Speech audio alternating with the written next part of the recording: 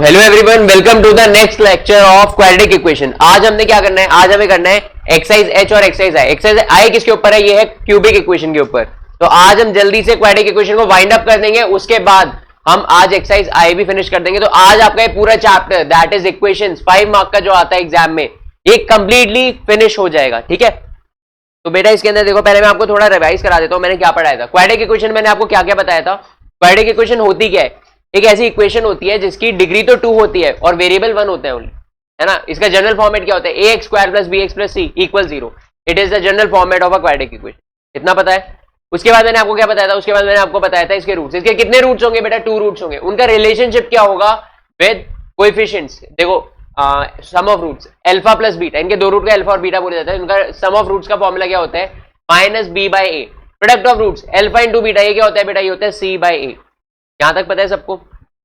उसके बाद मैंने आपको बताया था मेथड ऑफ फाइंडिंग रूट्स, वो क्या क्या होते हैं। टोटल 3 मेथड्स होते हैं, उनमें से 2 मेथड आपके काम के हैं। क्या क्या, फर्स्ट मेथड है, क्या था फर्स्ट मेथड बताओ, मिडिल टर्म स्प्लिटिंग। उसके अंदर क्या करते थे, ए इंटू सी फाइंड करते थे, फिर उससे फैक्टर्स फाइंड करते थे। उसके फैक्टर्स के अकॉर्डिंग ही हम क्या करते थे, उसके अंदर उसके रूट्स फाइंड कर लेते थे। जैसे फैक्टर्स हैं, उसके फैक्टर ए इंटू सी कुछ आया, उसके हम क्या करेंगे, मल्टीपल्स फाइंड करेंगे। सच दैट जो मल्टीपल्स है उनका सम या डिफरेंस बी के बराबर आना चाहिए। अगर बी के इक्वल आ गया वो, तो हम उसके बेसिस पे ही पूरी मिडिल टर्म जो है बी एक्स वाली, उसे स्प्लिट कर देंगे और वहां से एक्स की वैल्यू फाइंड कर लेंगे। दूसरा मैंने बताया था क्वाड्रेटिक इक्वेशन, इसमें सीधा फॉर्मूला होता है। क्या होता है बेटा, x equals minus b plus minus square root of b square minus 4ac upon 2a, ये फॉर्मूला होता है। उसके बाद लास्ट मेथड बताया था कंप्लीटिंग स्क्वायर, वो इतना इंपॉर्टेंट नहीं है, वो बस इसकी डेरिवेशन थी काइंड ऑफ क्वाड्रेटिक फॉर्मूला की। ठीक है, उसके बाद मैंने क्या बताया था आपको, उसके बाद मैंने आपको बताया था डी। डी क्या होता है, डी होता है बी स्क्वायर माइनस 4ac। इसको क्या बोलते हैं, डिस्क्रिमिनेंट। अब इसके कितने केसेस हो सकते हैं, या तो ये पॉजिटिव होगा, नेगेटिव होगा, या फिर जीरो होगा। अगर ये पॉजिटिव है, अगर ये पॉजिटिव है तो उस केस में क्या होगा, नेचर ऑफ रूट्स क्या होंगे, real and unequal. Real and unequal, ठीक है। रियल एंड अनइक्वल का मतलब दोनों रियल होंगे, मतलब दोनों नंबर लाइन पे एग्जिस्ट कर रहे हैं, दोनों नंबर लाइन पे एग्जिस्ट कर रहे हैं और अनइक्वल है। जीरो है तो रियल एंड इक्वल, रियल है और दोनों इक्वल है रूट्स। और थर्ड केस क्या बताया था मैंने, अगर डी नेगेटिव है तो रूट्स क्या है, क्या है बेटा, रियल है नॉन रियल है। डी अगर नेगेटिव है तो रूट्स क्या है, रियल है नॉन रियल है। बताओ, रिवीजन नहीं कर रहे। नॉन रियल होते हैं, रूट्स होते हैं नॉन रियल, और वो क्या होते हैं बेसिकली कॉन्जुगेट पेयर में एग्जिस्ट करेंगे। जैसे एक है a प्लस आयोटा बी, तो दूसरा होगा a माइनस आयोटा बी। इस टाइप के फॉर्मेट में एग्जिस्ट करेंगे वो, मैंने लिखवाया हुआ आपको सब। ठीक है, यहां तक समझ आया। उसके बाद मैंने आपको क्या बताया था, उसके बाद मैंने बताया था आपको अगर रूट्स दिए गए हैं उससे आपको क्वाड्रेटिक इक्वेशन बनानी है तो क्या आता है, x square minus alpha plus beta into x plus alpha beta equal 0, ये उसका जनरल फॉर्मेट होता है। तो बेटा आप इसमें क्वेश्चन करते हैं। ये जो न्यूमेरिकल क्वेश्चन बनते थे ये सारे हमने कर लिए हैं, जितने भी न्यूमेरिकल क्वेश्चन बनने थे वो हम कर चुके हैं जी तक। आज हमें स्टार्ट करना है एक्सरसाइज एच से। तो इसमें फर्स्ट क्वेश्चन करते हैं। फर्स्ट क्वेश्चन में क्या लिखा है, देखो ध्यान से देखना। फर्स्ट क्वेश्चन में लिखा है the sum of 2 numbers is 8। 2 numbers का सम क्या है, 8 है। ठीक है, तो 2 नंबर्स को अगर मुझे लेट करना है, कैसे लेट कर सकता हूं, एक नंबर को अगर मैं x मान रहा हूं तो दूसरा होगा 8 माइनस एक्स मान सकता हूं, दोनों का सम 8 ही आएगा। नेक्स्ट बोला है the sum of their squares is 34। तो उनके स्क्वायर का सम क्या है, basically x square plus 8 minus x का स्क्वायर, ये क्या है 34 है, ये 34 है। ठीक है, आपको क्या बताना है, टेकिंग वन नंबर एच में ऑलरेडी बता दिया, taking one number as x form an equation in x and find the numbers. तो आपको ये फाइंड करना है। आपने ऐसे किया, एक नंबर को एक्स मान लिया तो दूसरा 8 माइनस एक्स आ गया। फिर दूसरी वाली इक्वेशन हमने किसकी हेल्प से बनाई, इस स्टेटमेंट की हेल्प से बनाई है। अब हम इसका आंसर फाइंड कर लेंगे डायरेक्टली। अब इसका आंसर कैसे आएगा, इसका आंसर फाइंड करने के लिए आप क्या करोगे, इसको सॉल्व करोगे। ये क्वाड्रेटिक इक्वेशन मैंने ये ओपन करके इसको सॉल्व करोगे, फिर निकालोगे। 2 नंबर्स बोले हैं, दोनों का सम क्या है, दोनों का सम है 8। तो एक देखो दूसरे नंबर को y मान के लिखते हैं। मान लो एक नंबर x है, एक नंबर y है, दोनों का सम 8 आ रहा है। तो एक तो हमने x माना हुआ है, तो y दूसरा नंबर क्या आ जाएगा x के टर्म में 8 माइनस एक्स, ये तो किया है, यही चीज हमने शॉर्ट में लिख दिया। ठीक है, समझ आया। अब हमने क्या किया, ये बना दिया, क्वाड्रेटिक इक्वेशन बन गया। अब इसका आप स्क्वायर करोगे, बेसिकली क्या बनेगा, x square plus 64 plus x square minus 2 into x, तो 2ab होता है, तो माइनस 6x इक्वल्स 34, ऐसे करके बनेगा। इसे क्वाड्रेटिक इक्वेशन बन जाएगी और अब उसको उसे सॉल्व करना पड़ेगा। बट हम एग्जामिनेशन में क्या करेंगे, इतना बड़ा सॉल्व नहीं करेंगे, हम सॉल्व करने से बचेंगे। तो हम क्या करेंगे, बेसिकली ऑप्शन से ही इसमें वैल्यू उठा के रखेंगे, ऑप्शन से ही वैल्यू उठा के रखेंगे और चेक करेंगे कौन सा आंसर सही है। देखो इसमें क्या बोला है, इसमें बोला है कि दोनों का सम 8 होना चाहिए। फर्स्ट कंडीशन क्या दी है, दोनों नंबर का सम क्या होना चाहिए 8, और ये नीचे क्या है, नंबर्स ही है, दीज आर एग्जैक्टली नंबर्स। तो 7 + 10 कितना आता है 17, 8 है ही नहीं, 4 + 4 तो 8 आ जाता है, 3 + 5 8 आ जाता है, 2 + 6 भी 8 आता है, तो ए तो यहाँ एलिमिनेट हो गया फर्स्ट कंडीशन में। अब सेकंड कंडीशन क्या दिया, उनके स्क्वायर का सम क्या होना चाहिए 34, करना जरा इसका स्क्वायर का सम करना, 16 + 16 ये 32 आता है, नॉट 30। हाँ नेक्स्ट वाला 9 + 25 ये क्या आता है, ये 34 आता है, इसका मतलब ये आंसर आ गया, तो ये वाला डायरेक्टली आप आंसर टिक कर देना, इसने दोनों कंडीशन सेटिस्फाई कर दी। ठीक है, समझ आया, क्वेश्चन अच्छा था। अब नेक्स्ट वाला क्वेश्चन करते हैं। नेक्स्ट वाले क्वेश्चन में क्या है, नेक्स्ट वाले क्वेश्चन में क्या है, the difference of these two positive integers is 3।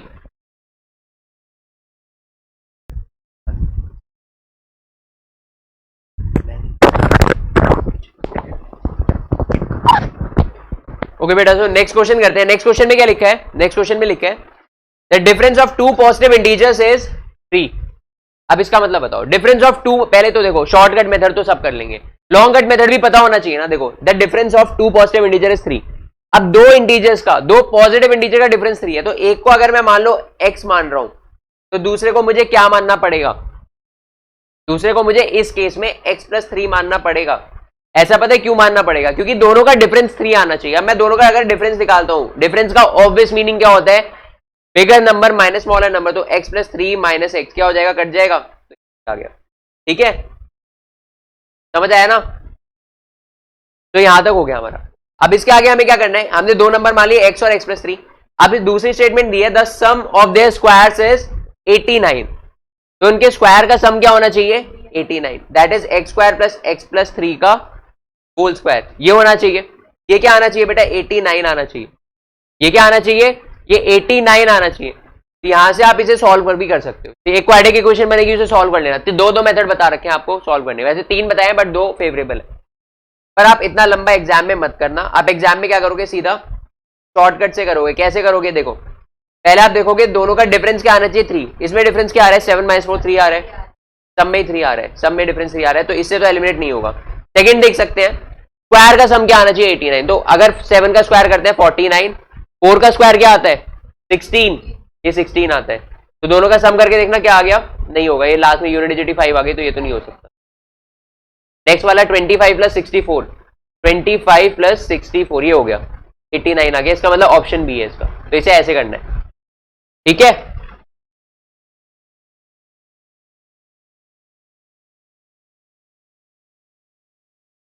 ठीक है बेटा, नेक्स्ट वाला क्वेश्चन करते हैं। नेक्स्ट वाले क्वेश्चन में क्या लिखा है, इसमें लिखा है 5 times of a positive number is 3 less then the twice the square of the number. क्या लिख दिया है, देखो 5 times of a positive number, एक पॉजिटिव नंबर खुद से मान लेते हैं, लास्ट में क्या पूछा है नंबर बताना है, बेसिकली वो पॉजिटिव नंबर ही आपको फाइंड करना है एट द एंड, वो पॉजिटिव नंबर ही आपको एट द एंड फाइंड करना है। तो इसमें क्या लिखा है 5 times of that positive number, मतलब उस नंबर का 5 टाइम्स, वो किसके इक्वल होना चाहिए 3 लेस देन, मतलब 3 यूनिट कम है, twice the square of that number, मतलब 2 टाइम्स x²। पहले उस नंबर का स्क्वायर किया, उसका ट्वाइस कर दो, उसमें भी 3 यूनिट कम है, उसमें भी 3 यूनिट कम है, इसका मतलब ये है।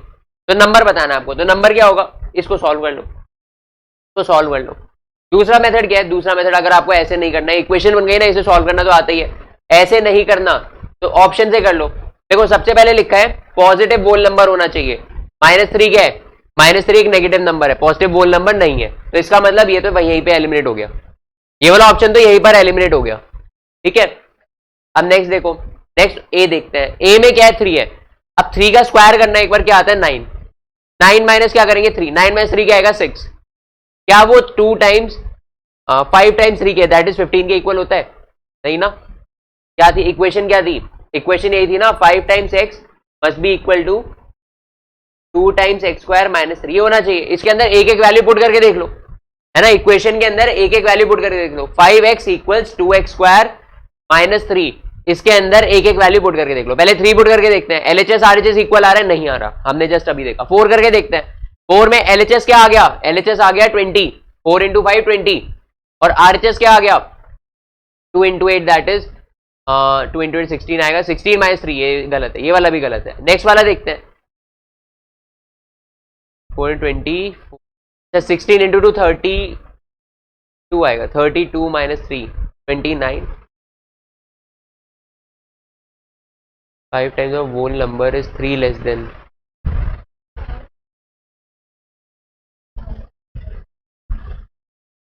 अच्छा ट्वाइस द, हाँ हाँ हाँ, लेस देन है ना, 5 times of a positive whole number is 3 less than twice the square of the number. हाँ यही होगा स्टेटमेंट, तो इक्वेशन तो यही बनेगी पक्का. 2 times twice the square, 3 less than twice the square of the, हाँ इक्वेशन तो यही बनेगी, इक्वेशन तो यही बनेगी. अब इसके अंदर देखते हैं क्या आ रहा है, एक बार दोबारा 3 पुट करके देखते हैं. 15 आ रहा है. अच्छा 9 इंटू 2 क्या होता है, नलायक को 18 नहीं होता, 18 नहीं होता 9 इंटू 2. अरे यार 5 इंटू 3, 5 इंटू 3 15 आ गया. अच्छा नहीं नहीं, ए वाला भी पुट करना होता है. ए पुट करके देखो 3, उससे हो जाएगा.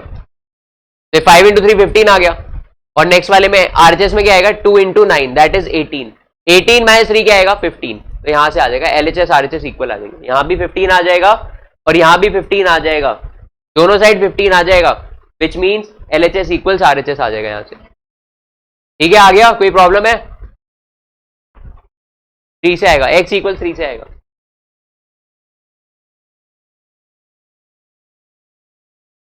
तो हम नेक्स्ट क्वेश्चन करते हैं. तो नेक्स्ट क्वेश्चन में भी क्या है, देखो इसमें लिखा है the area of a rectangular field is 2000 square metre.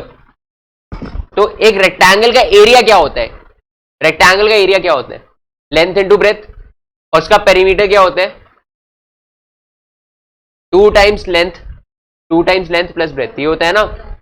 Yes sir, yes sir. सुना है कि पहले कभी ये एरिया होता है रेक्टेंगल, स्क्वायर का एरिया क्या होता है, साइड अगर उसकी ए है तो स्क्वायर का एरिया क्या होगा, 4 इंटू साइड ए स्क्वायर, एरिया होता है ए स्क्वायर. जो आप बता रहे हो पेरीमीटर होता है. पेरीमीटर का मीनिंग क्या होता है, पेरीमीटर और एरिया में डिफरेंस क्या होता है. हाँ पेरीमीटर और एरिया में डिफरेंस क्या होता है बता दो. ये थर्ड क्लास का क्वेश्चन है, थर्ड या फोर्थ क्लास का क्वेश्चन है ये.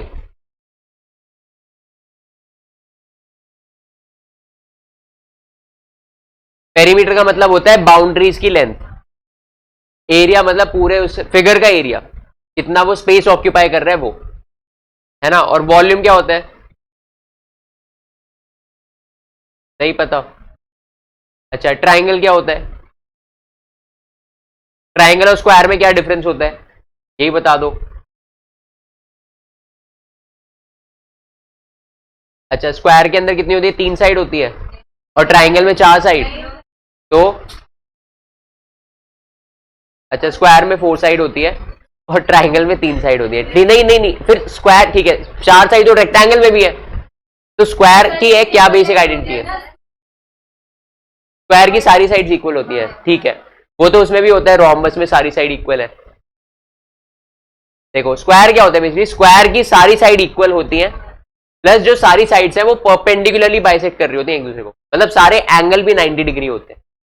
ठीक है, रेक्टेंगल में जो पैरेलल साइड्स होती हैं या ऑपोजिट साइड्स होती हैं वो क्या होती हैं, वो इक्वल होती है, और जो एडजेसेंट साइड्स हैं वो अनइक्वल होती है.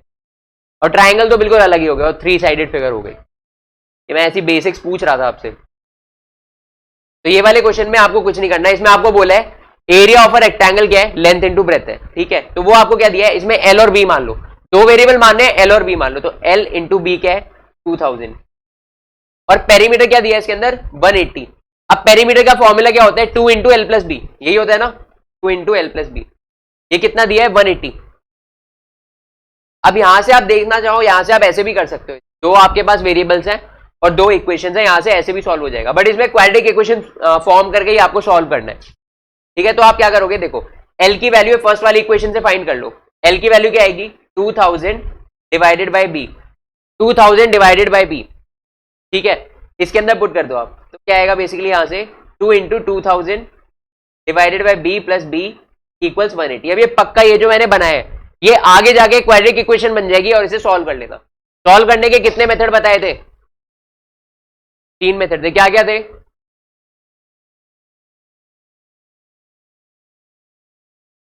Quadratic formula. तो इसे किससे करोगे आप, बेस्ट मेथड क्या था उनमें से, फर्स्ट वाला देखो, जो आपको कन्वीनियंट लगे, वो इक्वेशन पे डिपेंड करता है, जो आपको कन्वीनियंट लगे उसके अकॉर्डिंग। हाँ, जिससे करना है कर दो, एक क्वाड्रेटिक इक्वेशन बन जाएगी आगे सॉल्व करके। ठीक है, तो हम इतने लंबे मेथड से तो करने नहीं वाले एग्जाम में, तो इसका मैं आपको एक शॉर्टकट बताता हूँ। तो इसका शॉर्टकट क्या है, पहले आप क्या करो, जो नीचे ऑप्शंस दिए हैं ये क्या है, they are suppose to be length and breadth. तो पहले वाले को L मान लो, दूसरे वाले को B मान लो, और दोनों इक्वेशन में सेटिस्फाई करके देख लो। That pair of option which is satisfying all both the equations is the answer. यही होगा ना। तो इसमें फर्स्ट क्या है, 205 और 80। पहले इसके अंदर पुट करके देखना, 205 प्लस 80 क्या आता है, 285। अब 285 में भी ट्वाइस करेंगे तो पक्का वो 180 से तो बड़ा ही नंबर आएगा ना, बड़ा ही नंबर आएगा। तो इसका मतलब ए ऑप्शन नहीं हो सकता। ए ऑप्शन क्या है, ये गलत है। अब बी ऑप्शन क्या है, बी ऑप्शन के अंदर 50 प्लस 40 करना है आपको, 50 प्लस 40 90 हो जाएगा। ये एक टर्म क्या आ जाएगी, 90, क्या आ गई 90, है ना, सेकेंड ही है। इसने फर्स्ट इक्वेशन सेट, अब ये वाला है, ये भी फर्स्ट इक्वेशन सेटिस्फाई नहीं कर पाएगा, तो यही वाला आंसर होगा। तो यहां से आप टी टिक कर देना, ठीक है।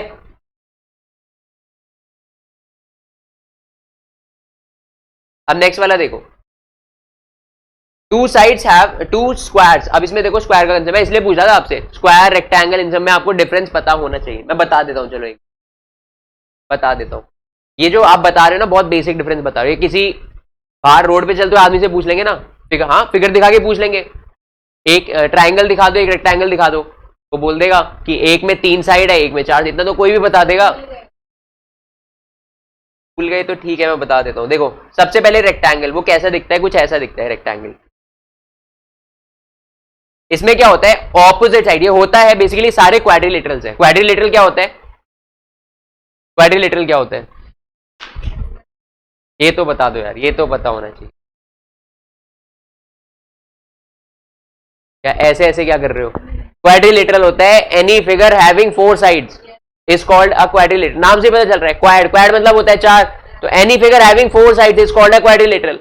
अब उसके क्या है, टाइप्स है, ये रेक्टेंगल हो गया, स्क्वायर हो गया, रोम्बस हो गया, पैरेललोग्राम हो गया, ट्रेपीजियम हो गया, ये सारे उसके टाइप्स हैं। अब आपके सिलेबस में क्या क्या, आपके सिलेबस में सिर्फ रेक्टेंगल और स्क्वायर के बारे में बात हो रही है ना, रोम्बस वगैरह ये सब नहीं है। तो रेक्टेंगल क्या होता है, ये एक क्वाड्रिलेटरल ही होता है जिसकी ऑपोजिट साइड्स इक्वल हो, इक्वल एंड पैरेलल हो, मतलब ये इंडिविजुअली इक्वल और पैरेलल होंगी। मतलब ये जो ऑपोजिट साइड है इसे एल बोल देते हैं, इसे बी बोल देते हैं। तो ये जो एल है, ये दोनों क्या है, ये ऑपोजिट साइड है, ये इक्वल भी होंगी और पैरेलल भी होंगी। अब पैरेलल का मतलब बता दो क्या होता है। रेलवे ट्रैक देखा है, रेलवे ट्रैक पे जो, हाँ, तो आयरन वाली जाती है वो पैरेलल है ना बेसिकली, का मतलब वो हमेशा साथ में चलेंगी, कभी मीट नहीं होंगी। ऐसी दो लाइन जो हमेशा साथ में चले, कभी मीट ना हो, उन्हें पैरेलल कहते हैं, ठीक है। और जो इंटरसेक्ट हो जाए, मीट हो जाए, उनको कहते हैं इंटरसेक्टिंग। तो यहां पे ये क्या है, ये पैरेलल है। ऐसी बी भी क्या है, ये भी इक्वल एंड पैरेलल है, बट ये आपस में, एल और बी आपस में इक्वल कभी नहीं होगा, तभी ये रेक्टेंगल है ना। हो भी सकता है बट वो फिर स्क्वायर बोल देते हैं उसे उस केस के अंदर। अब क्या है, बेसिकली एक और कंडीशन होती है। पहली कंडीशन क्या बता दी, opposite sides are equal and parallel. उसके बाद दूसरी कंडीशन क्या है इसकी, ये जो साइड्स इंटरसेक्ट कर रही है, एल और बी इंटरसेक्ट कर रही है, ये हमेशा 90 डिग्री पे इंटरसेक्ट करेगी। तो इसलिए एक रेक्टेंगल के इंटरनल जितने भी एंगल होते हैं वो 90 डिग्री के होते हैं। तो इसमें दो कंडीशन होती है बस, opposite sides are equal and parallel. Second ये लिख लो अपनी कॉपी में, opposite sides are equal and parallel. Second condition क्या है, सेकंड है all the angles, all the interior angles are of 90 degree, interior angles are of 90 degree.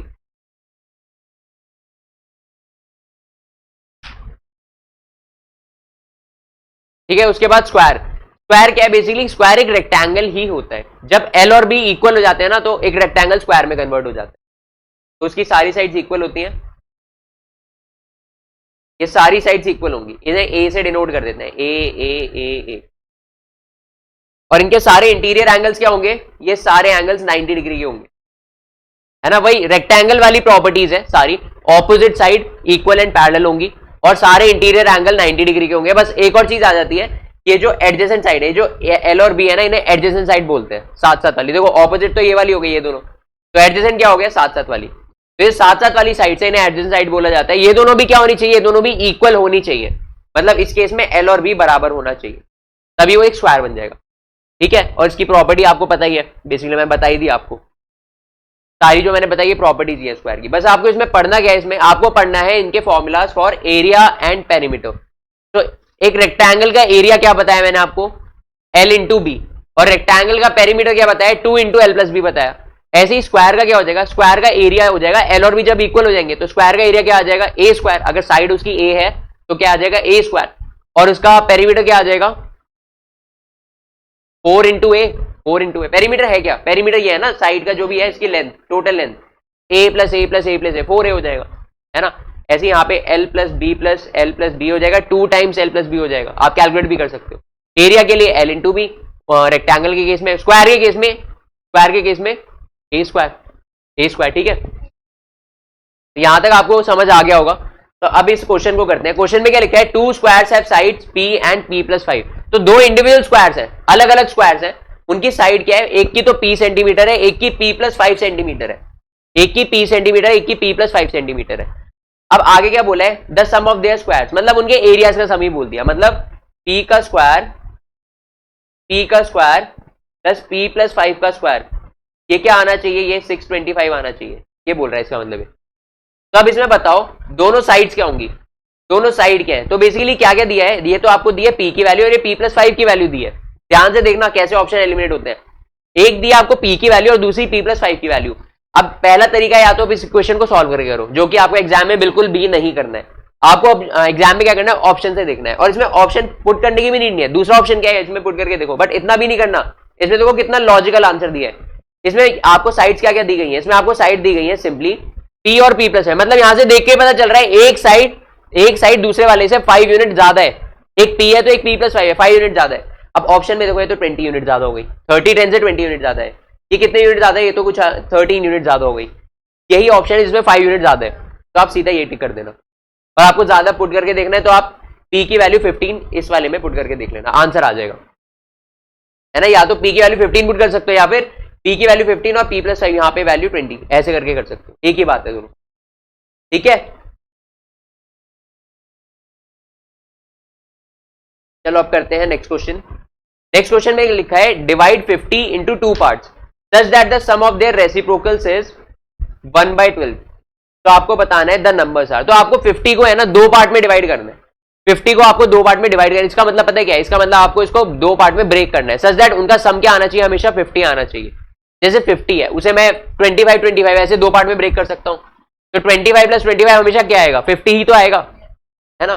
तो इस केस में आपको पहली कंडीशन क्या देखनी है, जो वैल्यूज नीचे दी गई है इनका सम हमेशा 50 आना, जो सबका ही सम 50 आ रहा है। तो पहली कंडीशन तो सब सेटिस्फाई कर रहे हैं। नेक्स्ट कंडीशन क्या है, नेक्स्ट कंडीशन है जो उनके रेसिप्रोकल का सम है वो 1/12 आना चाहिए। अब रेसिप्रोकल क्या मतलब है, देखो फर्स्ट वाले ऑप्शन में अगर देखें तो रेसिप्रोकल आएगा इसका 1/24 और दूसरा 1/26। इनका सम क्या आना चाहिए, 1/12 आना चाहिए, ये बोला गया। अब आप इसे कैसे करोगे, इसको आप इजीली कर सकते हो बाय यूजिंग कैलकुलेटर। आपके पास कैलकुलेटर एग्जाम में अलाउड है, तो आप क्या करो, अपना कैलकुलेटर खोलो।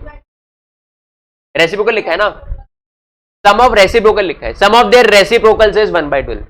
उनका सम नहीं, उनके रेसिप्रोकल का। देखो उनका सम तो 50 आना चाहिए, वो सब में आ रहा है, तो उससे कोई डिस्टिंग्विश नहीं हो रहा ऑप्शन। अब इसे डिस्टिंग्विश कैसे होगा, जब उनके सम देखेंगे, उनके रेसिप्रोकल का सम देखेंगे, तो वो आना चाहिए 1/12, वो दूसरी कंडीशन दी है। चलो देखते हैं इसे। अपना कैलकुलेटर ओपन करो, लाओ कैलकुलेटर, हाँ तो ओपन करो उसे। तो इसमें आपको कुछ नहीं करना, दिख रहा है ना कैलकुलेटर, हाँ तो आपको कुछ नहीं करना। सबसे पहले 1/24, 1 डिवाइडेड बाय 24 ये करना है।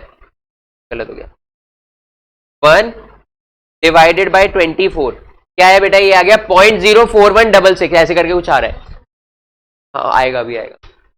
आपने 1 डिवाइडेड बाय 24 किया तो ये कुछ आना चाहिए 0.041 करके कुछ आएगा, है ना, ये आ रहा है ना।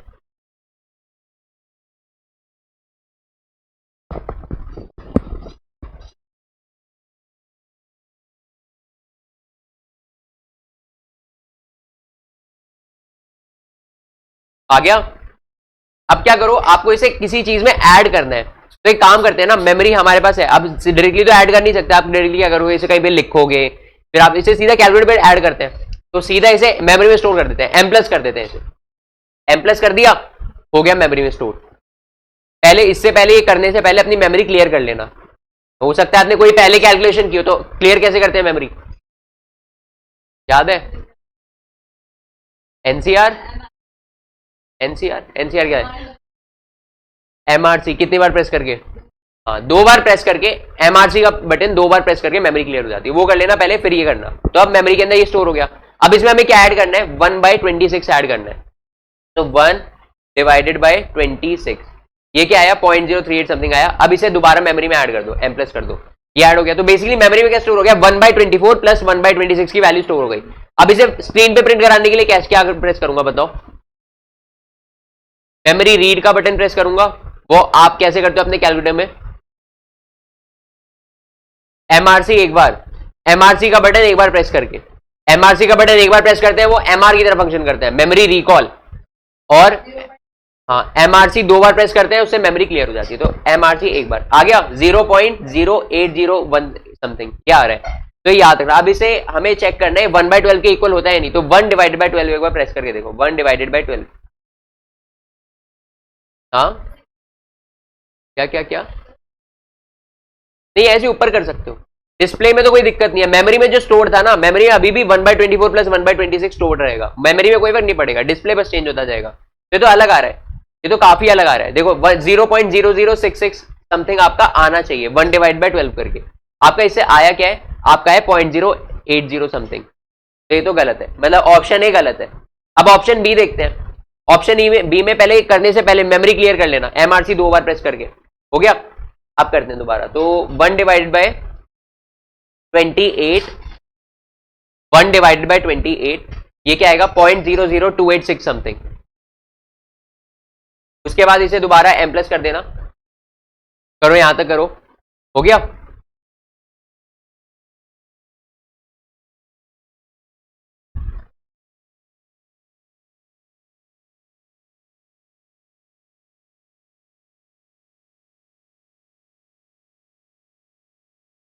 ये भी नहीं आया, तो ये वाला ऑप्शन भी आपका नहीं सेटिस्फाई होगा। नेक्स्ट वाला देखो, सी वाला देखो।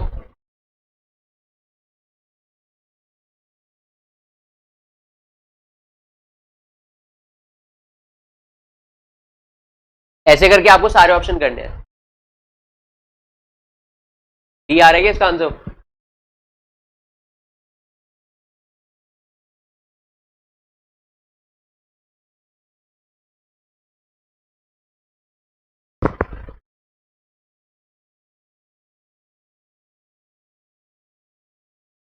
डी आ रहा है ना? ठीक है, तो ऐसे करके डी इसका आंसर आ जाएगा। समझ आइए, ये वाला मेथड समझ आ गया। आप करते हैं नेक्स्ट वाला।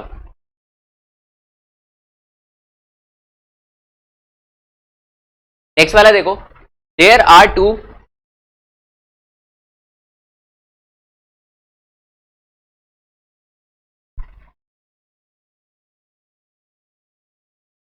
तो नेक्स्ट वाले मेथड में क्या लिखा है?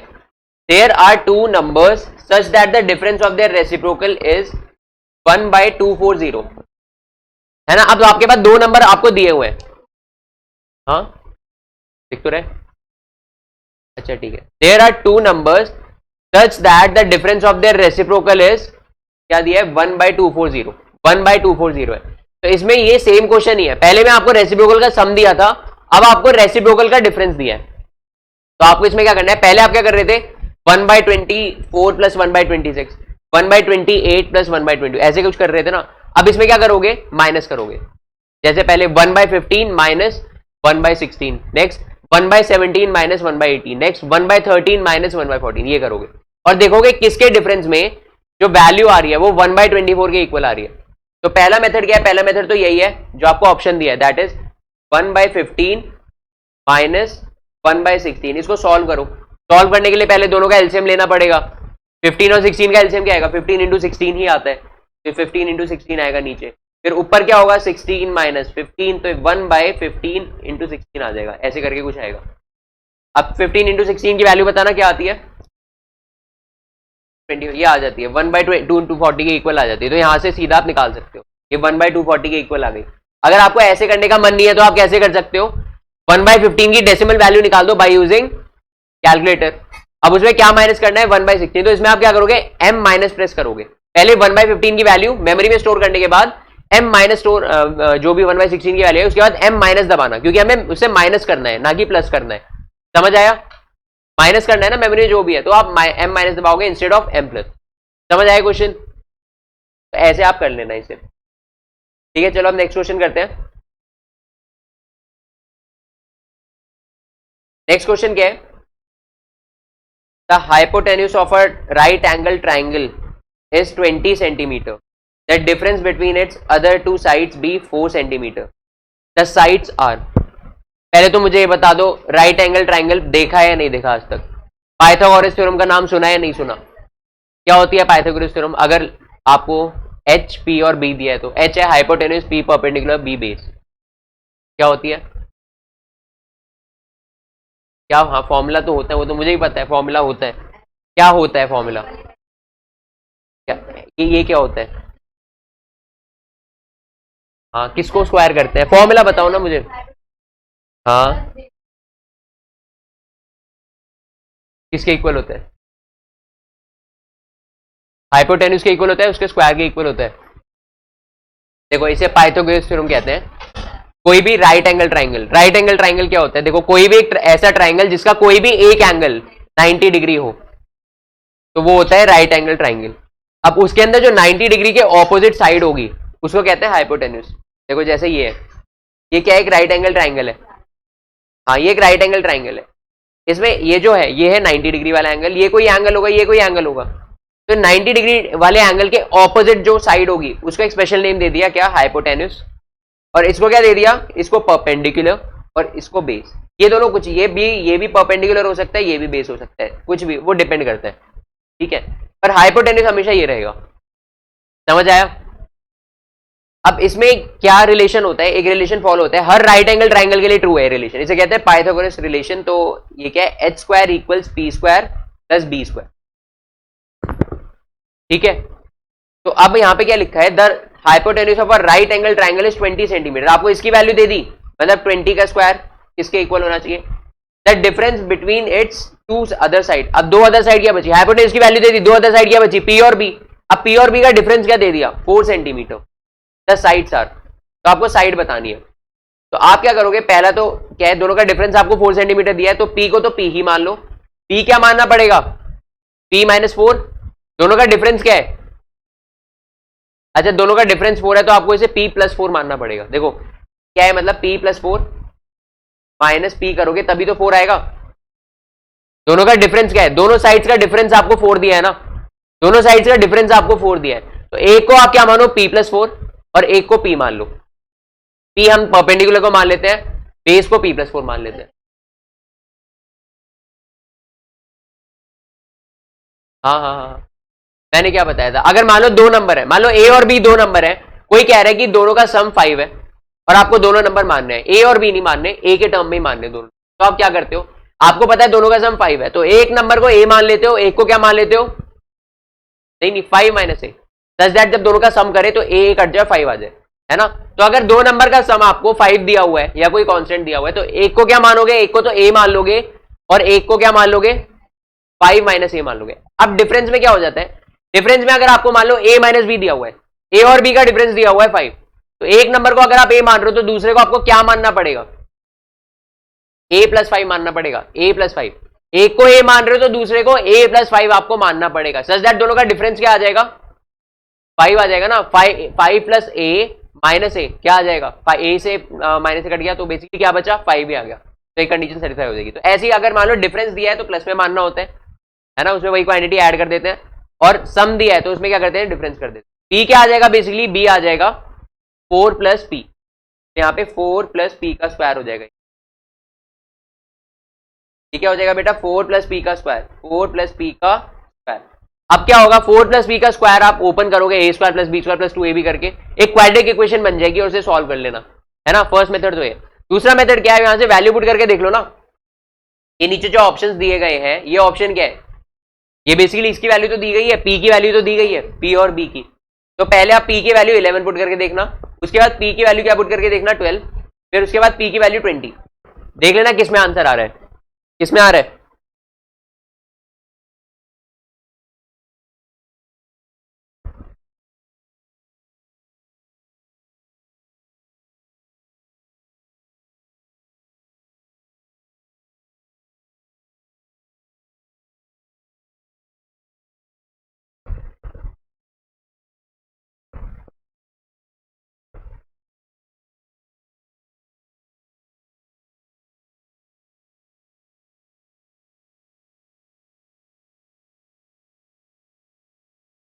आ रहा है बताओ, 11 का क्या स्क्वायर होता है? देखो ये आना चाहिए 400, ये तो 400 है। देखो कौन सा ऑप्शन 400 के इक्वल आ रहा है, तो 121 प्लस 225 ये तो नहीं होगा, फिर 144 प्लस, हाँ 2 का 20 का स्क्वायर क्या होता है? 400 होता है। नेक्स्ट है 144 प्लस 16 का स्क्वायर, तो 256 ये आ जाएगा। 144 और 256, हाँ ये आ जाएगा, तो ऑप्शन बी होगा इसका। ठीक है, इससे पहले वाले का क्या आ रहा था? ऑप्शन ए आ रहा था। ये जो मैं थियरी लिखवा रहा हूं लिख लेना।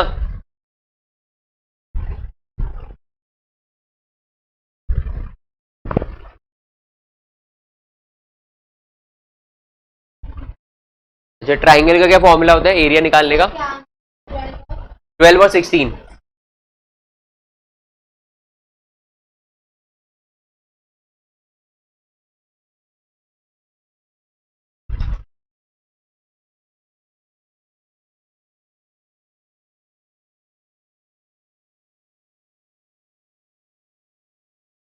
देख लेंगे।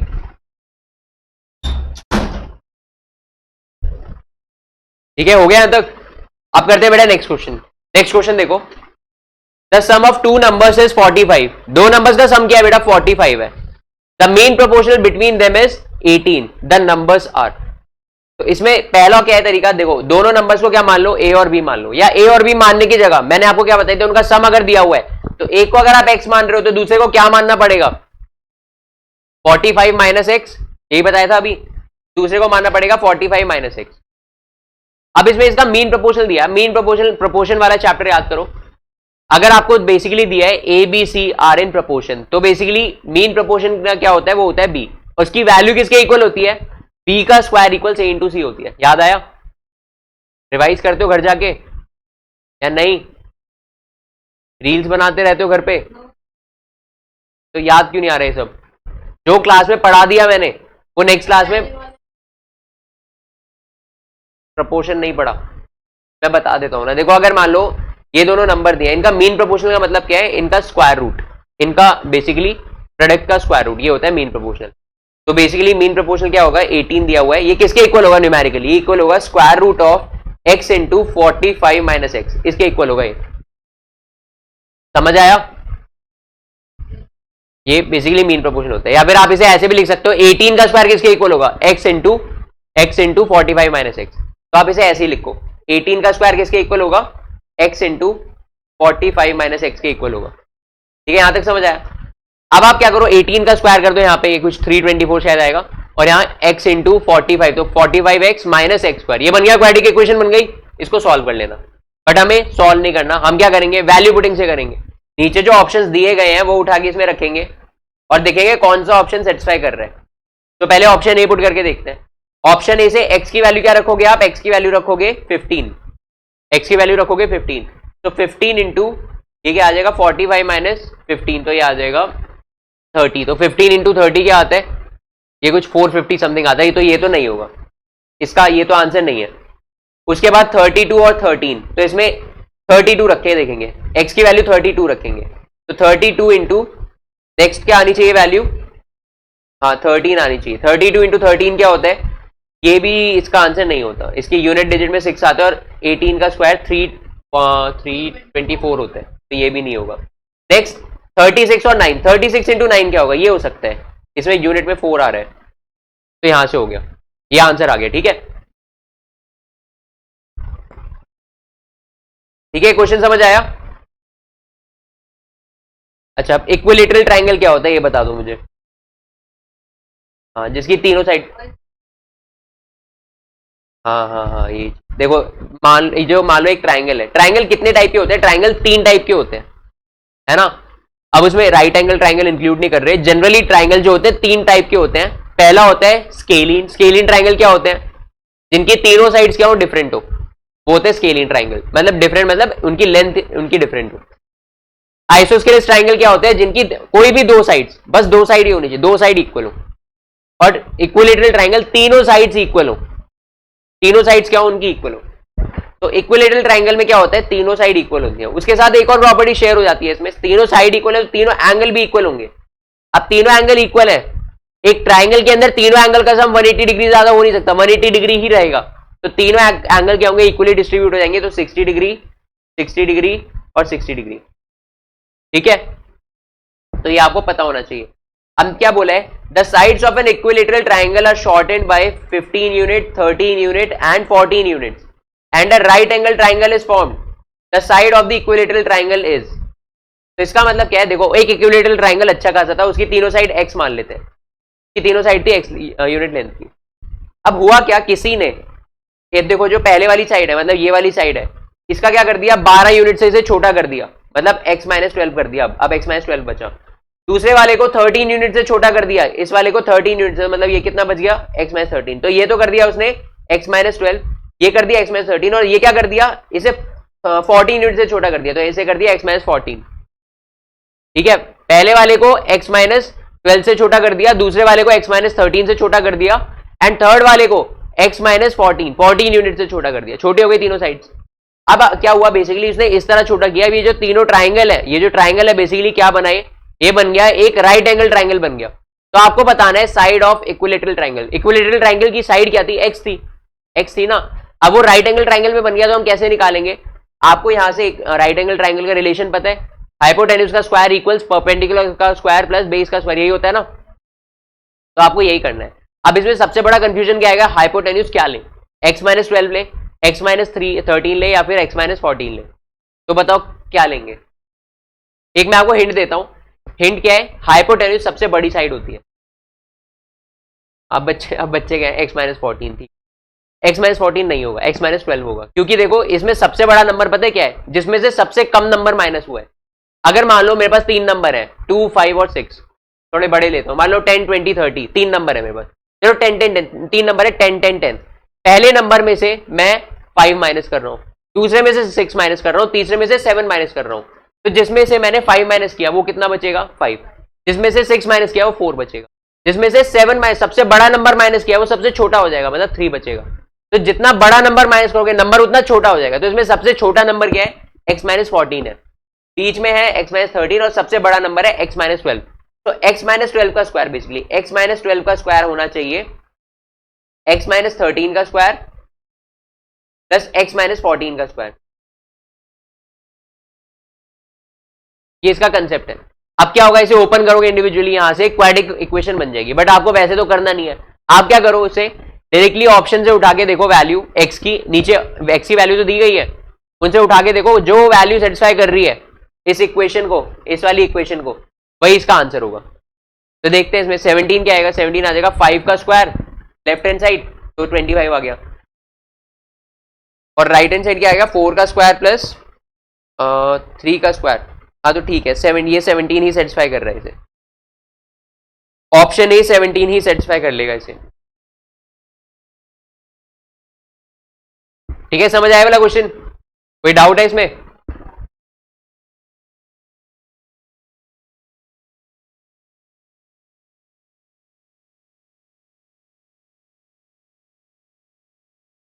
ट्राइंगल का एरिया क्या होता है, एरिया ऑफ अ ट्राइंगल का फॉर्मूला, बेस और हाइट दिया है, बेस और हाइट गिवन है,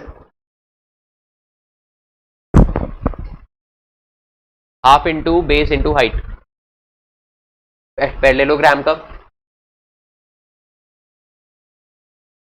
बेस इंटू हाइट।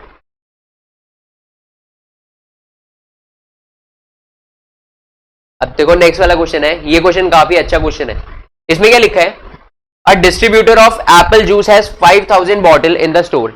एक एप्पल जूस का डिस्ट्रीब्यूटर है, उसके पास 5000 बॉटल्स है स्टोर के अंदर रखी हुई है, that it wishes to distribute in a month. अब वो एक महीने के अंदर सारी बॉटल को डिस्ट्रीब्यूट करना चाहते हैं।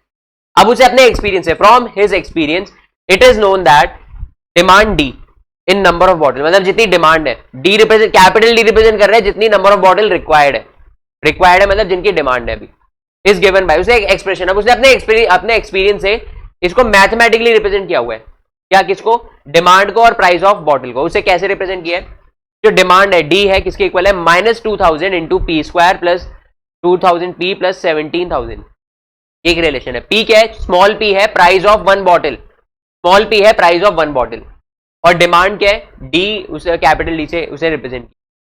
तो अब आपको बताना है द प्राइस ऑफ पर bottle when that will result zero inventory. Zero inventory का मतलब जब उसका सारी बॉटल डिस्ट्रीब्यूट हो जाए।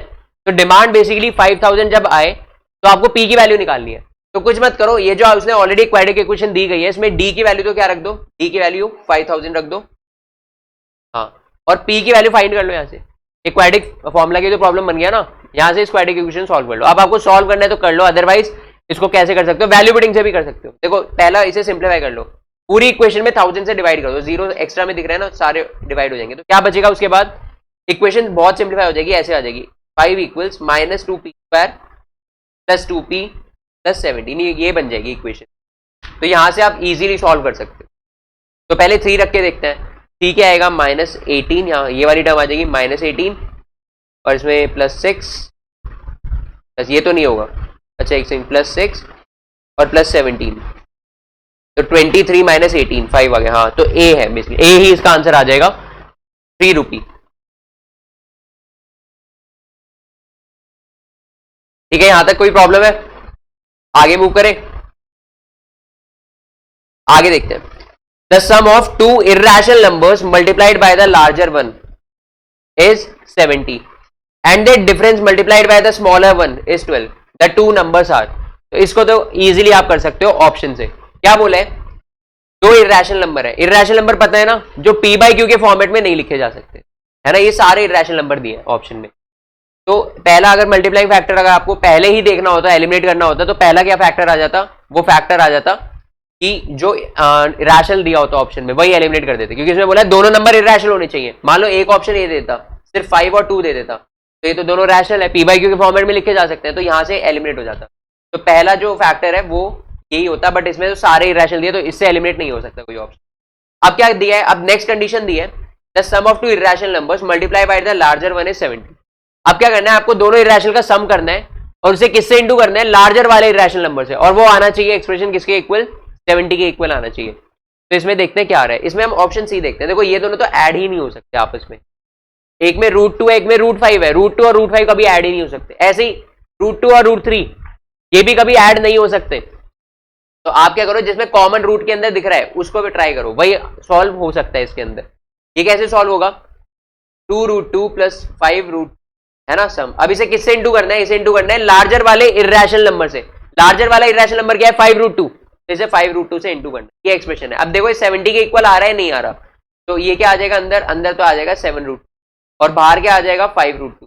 अब 7 इंटू 5 क्या होता है? ये होता है 35 होगा, इंटू √2 क्या होता है? 2 होता है। 35 इंटू 2 आ जाएगा बेसिकली 70। ऐसा किसी और केस के अंदर नहीं होगा, ये तो ऐड ही नहीं हो सकते। 3√2 प्लस 2√3 कोई ऐड ही नहीं कर सकता है ना। इसकी आपको अगर करना ही है तो डेसिमल में वैल्यू निकालनी पड़ेगी, और दोनों को क्या है? नॉन टर्मिनेटिंग नॉन रिपीटिंग है, तो दोनों प्रॉपरली कभी ऐड नहीं हो सकते।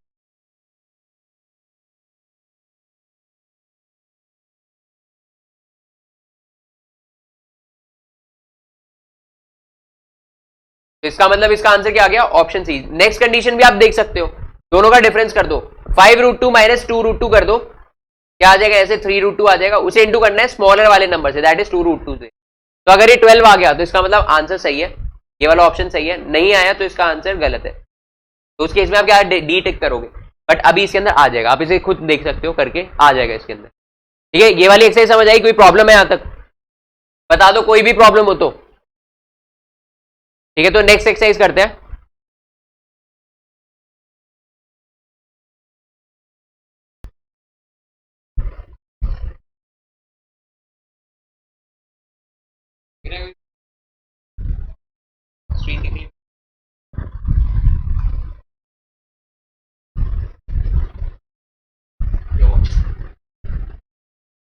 ये तो आप हेडिंग डालो क्यूबिक इक्वेशन।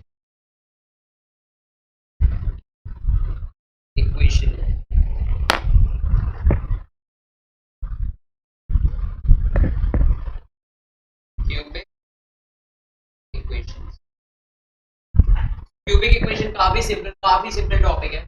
इसमें आपको क्या करना है? इसमें आपको क्यूबिक इक्वेशन खुद ही है, इसमें डिग्री तो 3 होगी, डिग्री मतलब वेरिएबल की हाईएस्ट पावर तो 3 होगी, और वेरिएबल नंबर ऑफ वेरिएबल कितने होंगे, नंबर ऑफ वेरिएबल ओनली 1। और आपको इसका जनरल फॉर्मेट अगर लिखना है तो ये क्या आता है, ax cube plus bx square plus cx plus d, ax cube plus bx square plus cx plus d equal 0। और इसके अंदर ऑब्वियसली a नॉन जीरो रहता है, अगर a ही जीरो हो गया तो ये क्या बन जाएगी, एक क्वाड्रेटिक इक्वेशन बन जाएगी, तो इसमें a नॉन जीरो रहता है, ठीक है। अब इसके कितने रूट्स होंगे, डिग्री जितने उतने रूट्स होंगे, तो पहले रूट 3 रूट होंगे और रूट इसमें 3 होंगे। पहले रूट को बोलते हैं अल्फा, दूसरे को बीटा, तीसरे को क्या बोलते हैं, गामा, ऐसे गामा ऐसा साइन होते हैं, ठीक है। अब यहाँ पे सम ऑफ रूट्स, अगर हम इस जनरल इक्वेशन में क्या देंगे, सम ऑफ रूट्स देंगे, सम ऑफ रूट्स, तो क्या आता है वो आता है माइनस बी बाई ए, मतलब alpha plus beta plus gamma, ये क्या आता है माइनस बी बाई ए रहता है, ठीक है। उसके बाद एक होता है product of roots which means alpha into beta into gamma, ये क्या आता है माइनस डी बाई ए, याद रखना। इस केस में माइनस बी बाई ए आता है सम ऑफ रूट, और प्रोडक्ट ऑफ रूट्स क्या आता है, माइनस डी बाई ए आता है। एक और टर्म होती है इसके अंदर, बट वो इतनी यूजफुल नहीं है, वो ज्यादा यूजफुल नहीं होती है। और वो टर्म क्या है, वो टर्म है sum of product of roots taken two at a time. इसका मतलब क्या है, sum of product of roots taken two at a time, मतलब इन जितने भी अल्फा बीटा गामा है इनका प्रोडक्ट करके सम कर रहे हैं। आप दो रूट का पेयर बना रहे हैं, जैसे अल्फा इंटू बीटा कर दिया, फिर बीटा इंटू गामा का पेयर बना दिया, फिर अल्फा इंटू गामा का, इसके अलावा और कोई पेयर नहीं बन सकता, आप तीनों का सम कर दिया। इसको कहते हैं sum of product of roots taken two at a time. ये किसके इक्वल आता है, देखो इसमें ए होते तो नीचे आ ही रहा है, बी हो गया, डी हो गया, सी बचाना तो सी बाई ए, ये सी बाई ए के इक्वल आएगा, सी बाई ए, ठीक है। यहां तो कोई डाउट है, कंफ्यूजन है? आपको याद क्या रखना है, आपको ये दोनों याद रखना है अच्छे से, ये मैं बताऊंगा क्वेश्चन में कहां यूज आते हैं, ये आपको याद रखना है बस, ठीक है। ठीक है, तो चलो इसमें डायरेक्टली क्वेश्चन ही स्टार्ट करते हैं। क्वेश्चन फर्स्ट क्या है इसके अंदर, क्वेश्चन फर्स्ट है the solution of the cubic equation. आपको इसमें क्यूबिक इक्वेशन दे दी जाएगी, उसके सॉल्यूशन बताने होंगे। तो पहला मेथड क्या है, आप उसके निकालो। दूसरा क्या है, देखो दूसरा है, इसमें पुट करके देखो, दूसरा इसके अंदर आप यहां से -1 पुट करके देखो, अगर -1 इसे सेटिस्फाई कर देता है तो -1 इसका सोल्यूशन है। उसके बाद +1 पुट करके देखो, अगर +1 कर देता है तो वो उसका सोल्यूशन है, और -2 करके देखो, वो कर देता है फिर उसका सोल्यूशन है। इसमें LHS RHS इक्वल आना है, बट ये काफी कॉम्प्लिकेटेड नहीं हो जाएगा, कॉम्प्लिकेटेड हो जाएगा ना, तो आप उसमें पता है क्या लगाओगे, ये सम ऑफ रूट वाली प्रॉपर्टी लगाओगे। सम ऑफ रूट आपको क्या पता है क्या होता है, सम ऑफ रूट होता है माइनस बी बाई ए, मतलब alpha plus beta plus gamma ये इक्वल होता है माइनस बी बाई ए, ये याद रखना। और अल्फा बीटा गामा ये किसके इक्वल होता है, माइनस डी बाई ए के। अब ये इक्वेशन को देख के बताओ माइनस बी बाई इसमें क्या आना चाहिए, पहले बता दो बी क्या आना चाहिए। इस इक्वेशन को देख के बताओ, इसके अंदर ए तो 1 आ रहा है, बी क्या आ रहा है -6 आ रहा है, सी क्या आ रहा है 11 आ रहा है, और डी क्या आ रहा है -6 आ रहा है, ठीक है। तो यहां से एक बार बता दो माइनस बी बाई ए क्या आएगा, minus of -6 that is +6 by a 1, तो माइनस बी बाई ए आएगा +6, और माइनस डी बाई ए क्या आएगा, that is product of root, वो क्या आना चाहिए minus of -6 by 1 that is +6। तो सम ऑफ रूट क्या आना चाहिए, 6 आना चाहिए, प्रोडक्ट ऑफ रूट क्या आना चाहिए 6 आना चाहिए। अब ऑप्शन देख लो, जिस ऑप्शन में सम ऑफ रूट +6 आ रहा है और प्रोडक्ट ऑफ रूट भी +6 आ रहा है, वही आंसर है। इसमें सम ऑफ रूट करके देखना क्या आ रहा है, -2 आ रहा है, तो ये तो हो नहीं सकता। ऐसे करना इसे एग्जाम में, ऑप्शन बी ही है जिसमें सही आ रहा है, ऑप्शन बी ही है, बाकी में नेगेटिव आ रहा है, इसमें प्रोडक्ट नेगेटिव आ जाएगा, इसमें प्रोडक्ट नेगेटिव, प्रोडक्ट में प्रोडक्ट 0 ही आ जाएगा, तो ये भी नहीं हो सकता, इसमें ऑप्शन बी होगा।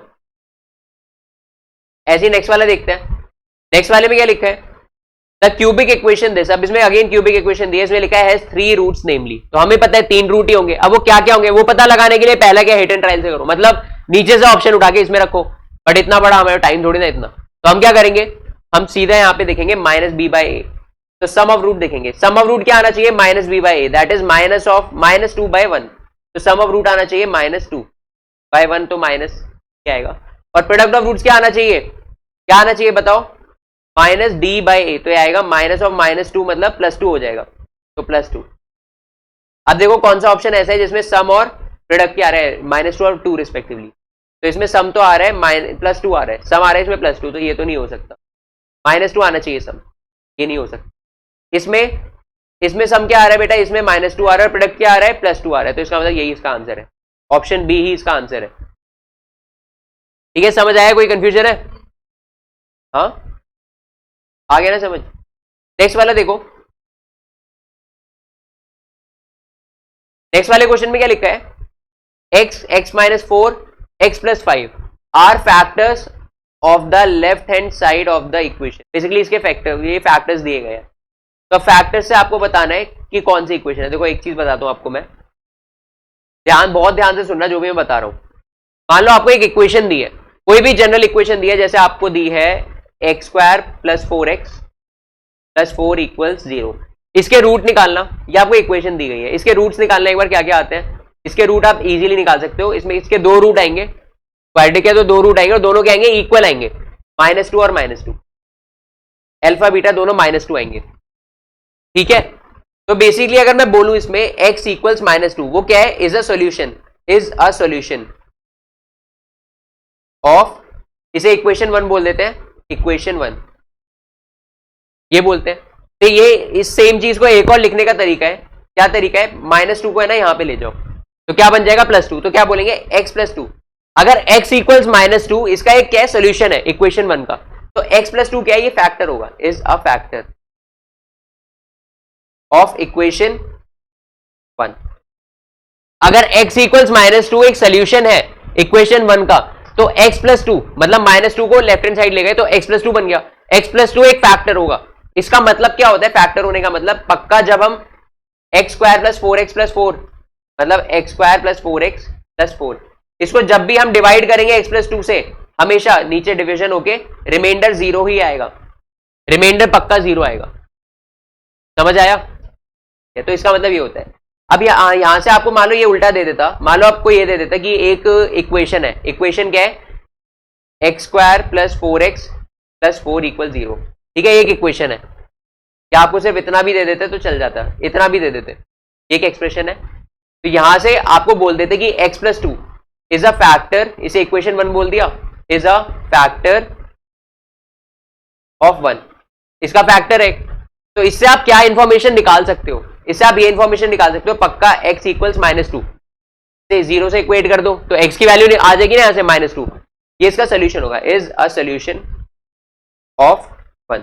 यहां से आप ये इंफॉर्मेशन निकाल सकते हो, तो आपको यही इंफॉर्मेशन निकालनी है इस क्वेश्चन में क्या दिया है, साफ साफ क्या दिया हुआ है, x, x-4 और x + 5, ये सब क्या है, ये सब इसके फैक्टर्स है, which means x = 0, x = 4 and x = -5, सबको 0 से इक्वेट किया, x की वैल्यू आ जाएगी, तो ये सब क्या होंगे, सोल्यूशन होंगे इन रिस्पेक्टिव इक्वेशंस के, तो विच मीन्स ये सोल्यूशन हो गए। तो और नीचे सारी क्यूबिक इक्वेशन दी है, तो यहां से हम सम निकाल सकते हैं, सम क्या आएगा, 0 + 4 + -5, ये आएगा सम आएगा -1, और प्रोडक्ट क्या आएगा, 0। तो आपको क्या बताना है, बेसिकली आपको यहां से पता चल गया, सम बेसिकली क्या आना चाहिए, रूट्स का -1, और प्रोडक्ट क्या आना चाहिए, प्रोडक्ट आना चाहिए 0।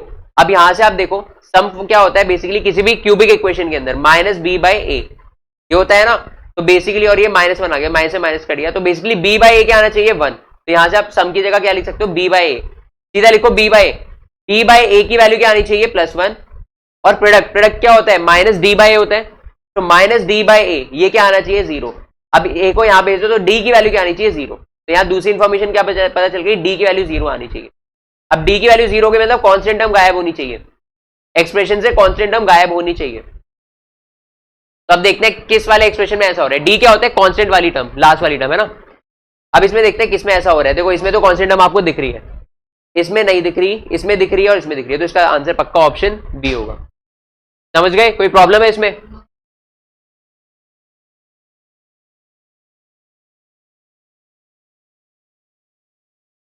कहां पे, हाँ x³ + x² - 20x,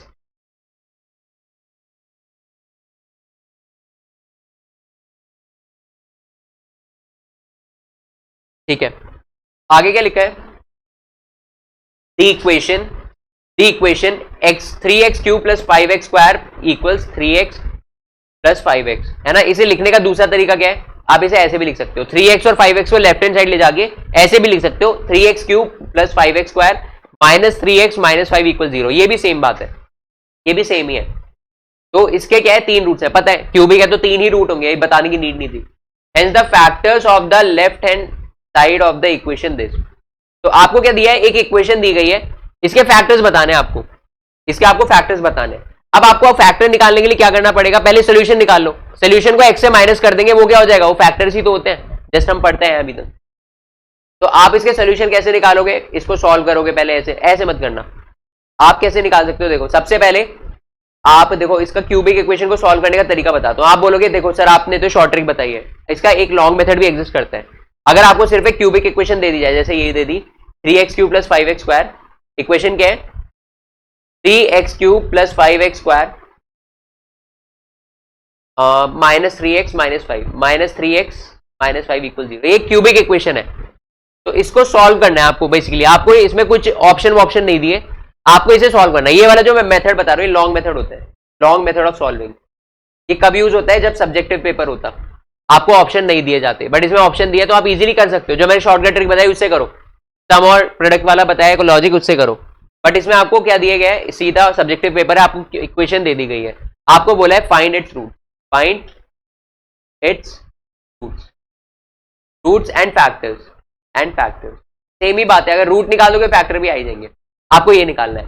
तो इसमें स्टेप 1 क्या होता है, लिख लो ये सारे स्टेप्स। स्टेप 1 क्या होता है, हिट एंड ट्रायल। उसमें आप क्या करते हो, आप खुद से कुछ मानते हो, इसमें खुद से x की वैल्यू 1 मानते हो। आप सोचते हो x इक्वल्स 1, शायद इसका क्या हो जाए, फैक्ट इसका रूट निकल जाए, x इक्वल्स 1 इसका रूट निकल जाए। तो आप उसमें खुद इक्वेशन में डालोगे, अगर x इक्वल्स 1 इसका रूट होगा, इसका सोल्यूशन होगा, तो पक्का वो इस इक्वेशन को सेटिस्फाई करेगा, यही होगा ना, सोल्यूशन है तो इस इक्वेशन को सेटिस्फाई करेगा। अब इसके अंदर x इक्वल्स 1 डाल के देखते हैं, तो ऐसा हो रहा है क्या, x इक्वल्स 1 इसके अंदर पुट किया, इक्वेशन में, इसे इक्वेशन 1 बोल देते हैं। इक्वेशन 1 के अंदर तो 3 इंटू 1 का क्यूब प्लस 5 इंटू 1 का स्क्वायर माइनस 3 इंटू 1 माइनस 5, क्या आया 3 प्लस 5 8 माइनस 8, क्या आया 0, हो गया। LHS RHS इक्वल आ गए ना, इसमें पुट करके LHS RHS इक्वल आ गए, विच मीन्स इसका मतलब क्या है, इसका मतलब डेफिनेटली श्योर हो गया कि x इक्वल्स 1 इसका एक रूट है। पहला स्टेप ये होता है, आप खुद से अज्यूम करोगे, अगर देखो 1 से नहीं आया तो 2 डाल के देखोगे, 2 से नहीं आया -1 डाल के देखोगे, और -1 से भी आया -2 डाल के देखोगे। जनरली 1 2 -1 और -2 इसमें आ जाता है। अगर इसमें भी नहीं आया तो ऐसा वैसे होगा नहीं, अगर इसमें भी नहीं आया तो आपको और नंबर डाल के देखने पड़ेंगे। बट आपका तो ऑब्जेक्टिव पेपर है, आपको तो ये करना ही नहीं है, ये मैं आपको आपकी नॉलेज के लिए बता रहा हूं। अर्सलन की एंट्री हो गई, लेट कैसे हो गया भाई, नवनीत सर की क्लास थी।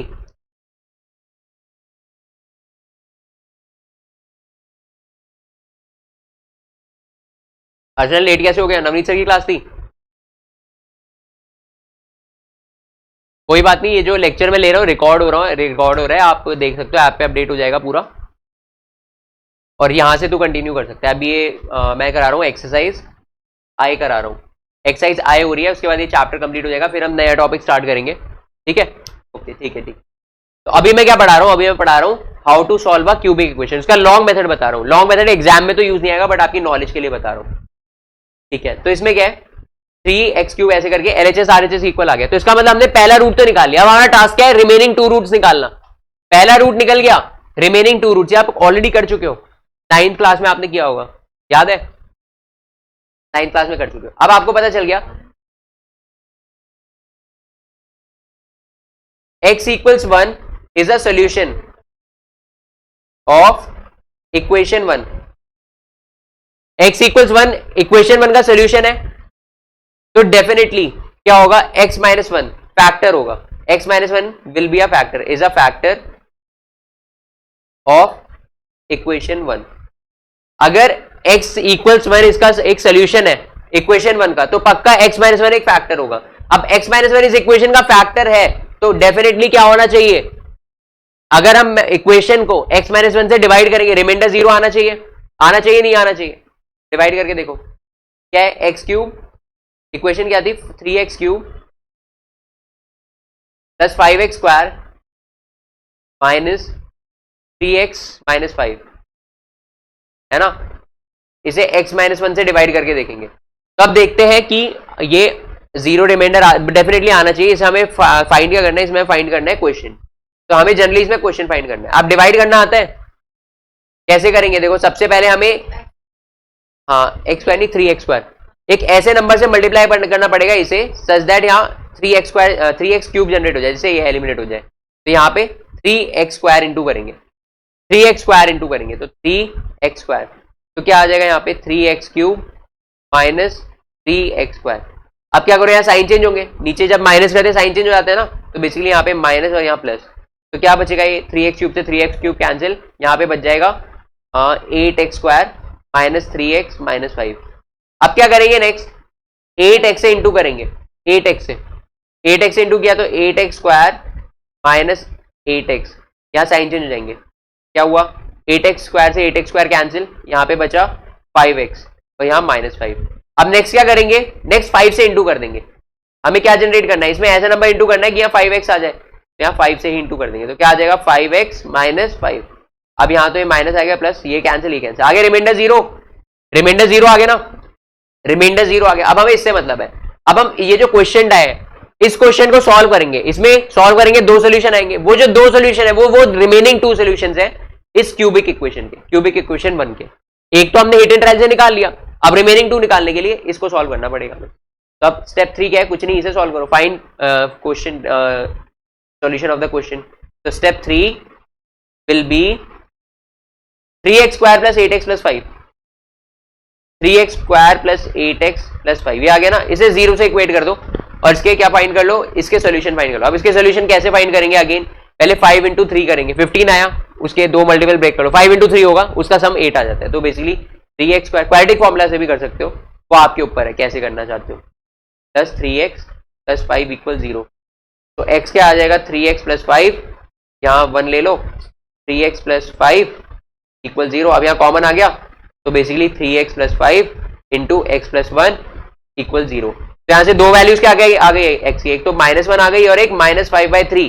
तो रिमेनिंग टू रूट्स क्या है इसके, एक तो -1 है और एक -5/3। तो यहां से तीनों आ गए, एक तो क्या आया था 1 आया था, हिट एंड ट्रायल से हमने निकाला था 1, एक तो हिट एंड ट्रायल से क्या आया था 1, तो अल्फा तो 1 आ गया, बीटा क्या आ गया -1 और गामा क्या आ गया -5/3। नोट कर लो इसे, आज ही करा, तुम्हारा सिलेबस थोड़ा पीछे चल रहा है, तो अब रेस्ट दे दूंगा थोड़ा, 15 घूम के आ जाना थोड़ा। क्या यार, तो सिलेबस को कराना है 4 बजे तक, 4:30।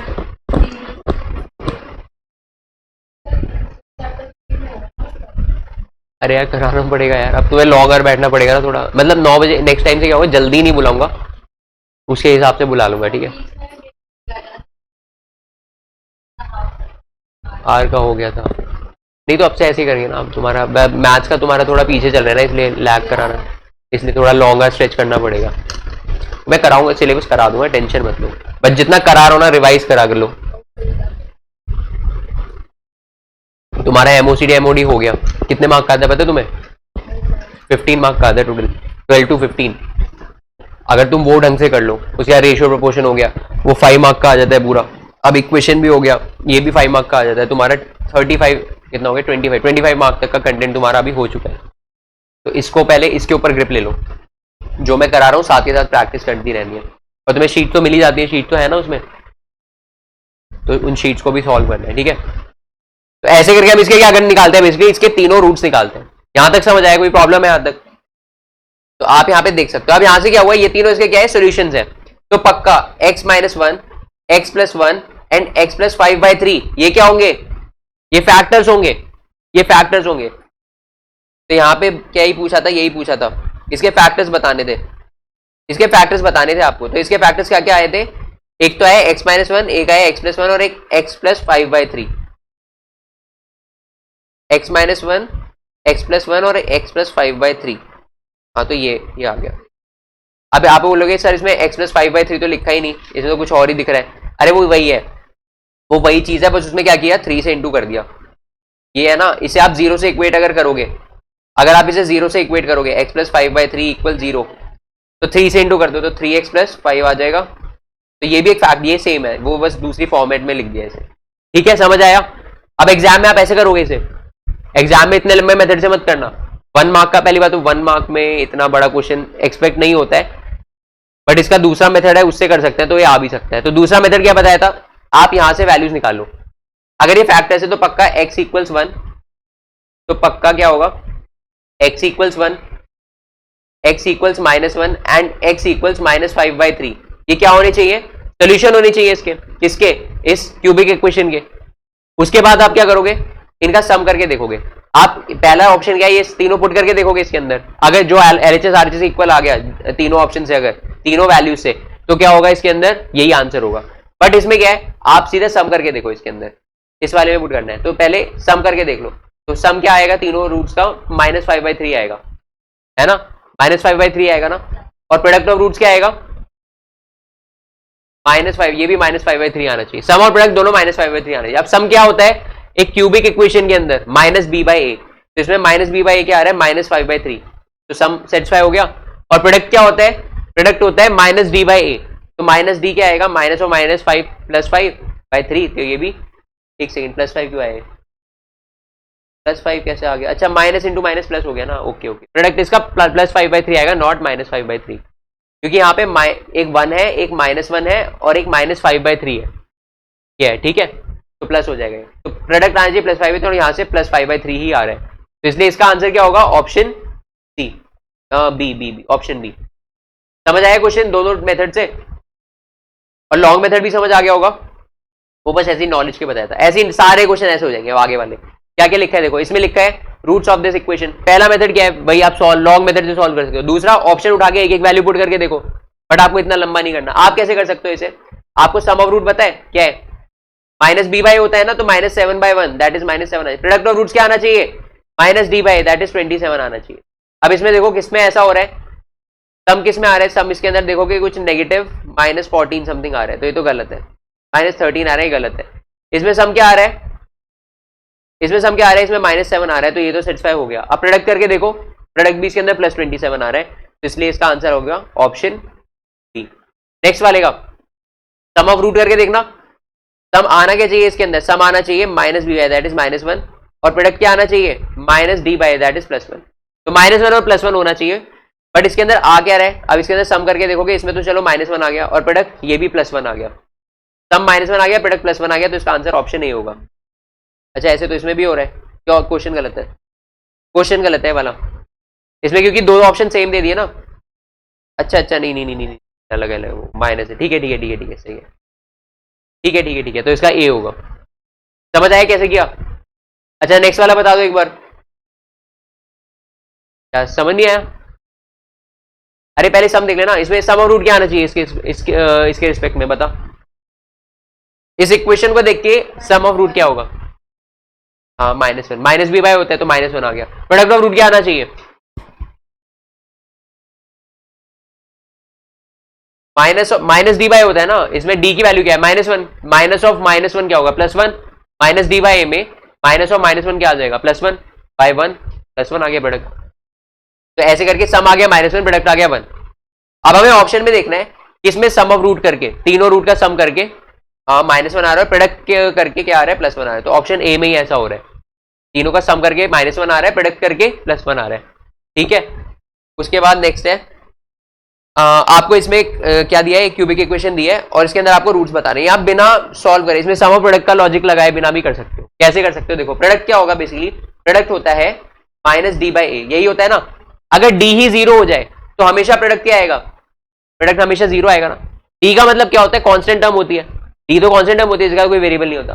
तो जिस भी क्यूबिक इक्वेशन के अंदर d वाली टर्म मिसिंग हो, मतलब 0 हो, उसके अंदर एक रूट तो 0 पक्का होता ही होता है, तभी उसका प्रोडक्ट क्या आता है, 0 आता है। तो अभी याद ही कर लो, ऐसा पॉइंट भी लिख सकते हो इसे, जिस भी क्यूबिक इक्वेशन के अंदर d गायब हो या d 0 हो, इसका मतलब d 0 है, उसके अंदर प्रोडक्ट हमेशा क्या आएगा, 0 आएगा। और उसका मतलब क्या हो गया, एक रूट कम से कम 0 आना चाहिए।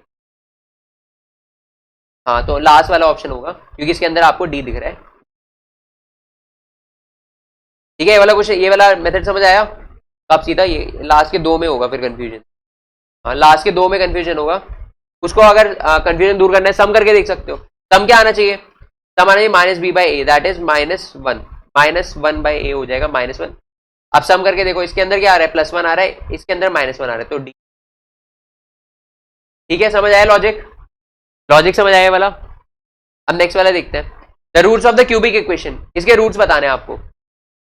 तो अगेन इसमें सम और प्रोडक्ट वाला लॉजिक लगेगा। सम क्या है? -7, सम आना चाहिए -7, और प्रोडक्ट क्या आना चाहिए? प्रोडक्ट क्या आना चाहिए? माइनस ऑफ -27/1, तो ये आएगा +27, ये होना चाहिए।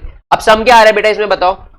सम -7 किस में आ रहा है? इसमें तो नहीं आ रहा, इसमें आ रहा है, यस, बी में आ रहा है। अब बी के अंदर प्रोडक्ट भी देख लेते हैं, प्रोडक्ट भी इसके अंदर 27 आ रहा है, तो इसका मतलब क्या है? Option B is the right answer.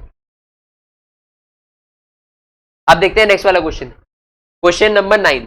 Last 2 question बचे हैं, जल्दी से खत्म करते हैं। क्वेश्चन नंबर 9, क्वेश्चन नंबर 9 में क्या लिखा है? क्वेश्चन नंबर 9 के अंदर लिखा है 4x³ + 8x² - x - 2 = 0।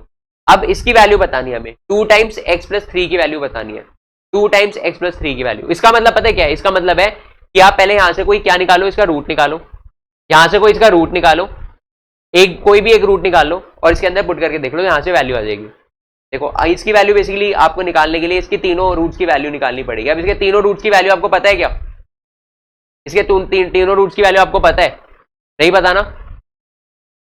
कोई वाला क्वेश्चन में अच्छे से पहले नीचे वाला एक बार कर लेते हैं, the rational root of this. चलो पहले ये वाला कर लेता हूँ, फिर बाद में बता देता हूँ। 9th वाला क्वेश्चन,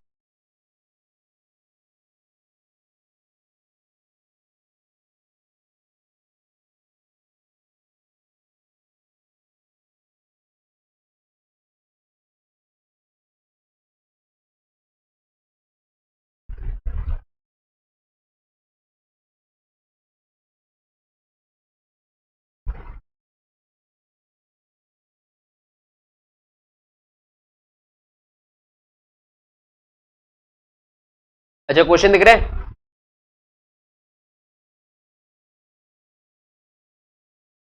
तो इक्वेशन क्या दिया इसके अंदर?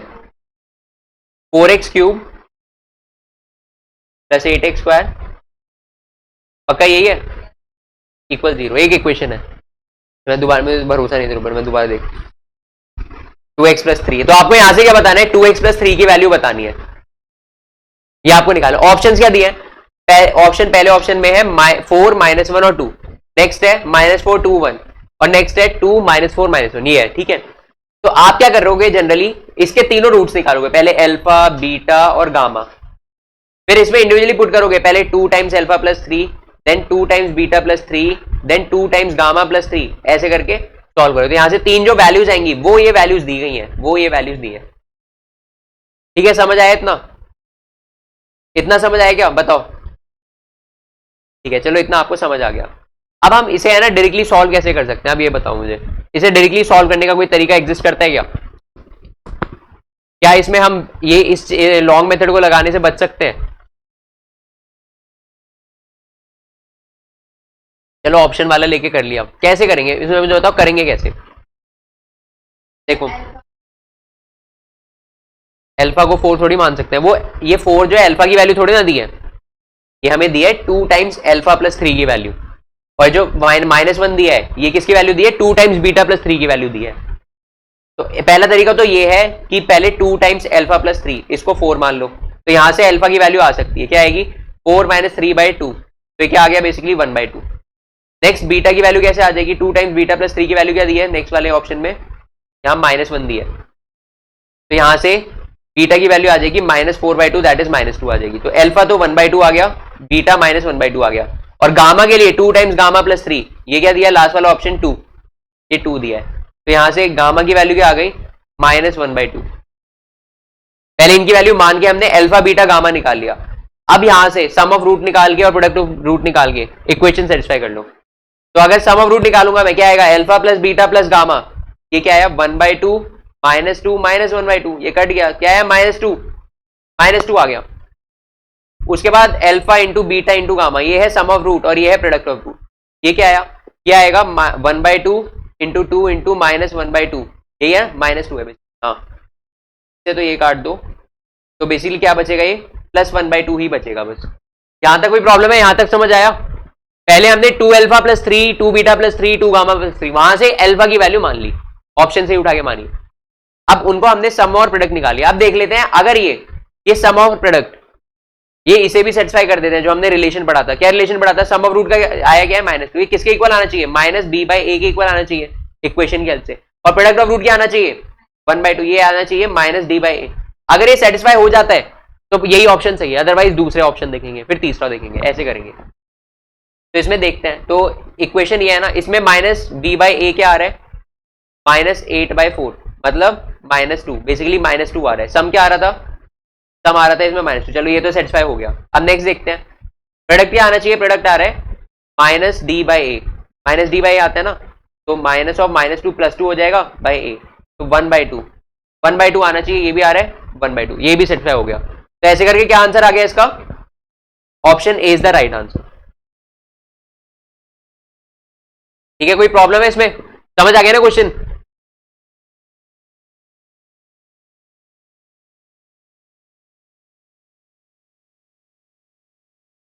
ठीक है, हम नेक्स्ट करते हैं। नेक्स्ट क्वेश्चन देखो, क्वेश्चन नंबर 10।